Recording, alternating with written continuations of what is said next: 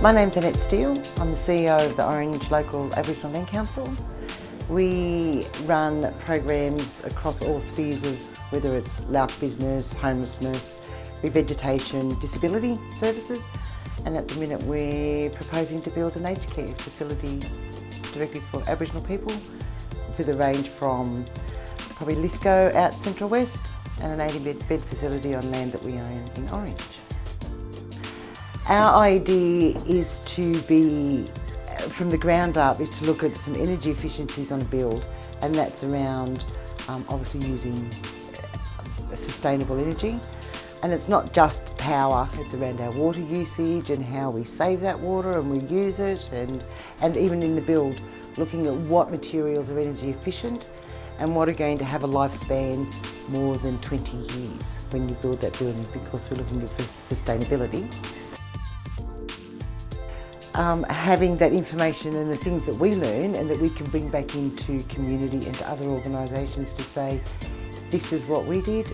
this is how we sustain this is the sort of the things that you will save and what we can save in the build, and pass those on to other communities who are looking at doing some energy efficiencies for themselves. And when we look at that process, and what we can save in the build and the design phase and all those overheads that we obviously assume when you've got a commercial build, if we can reduce those, the savings we can then put back into community projects around, sustainability to build, economic growth, I guess, within the communities that we work with.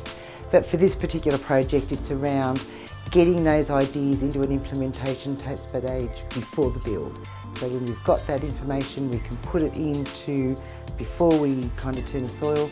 that we know that we have got the best energy efficient building that we can possibly do around some of the constraints that we'll have. Success to us would be 3 years down the track, saying that, well, all the work that we put into this planning and the design stage,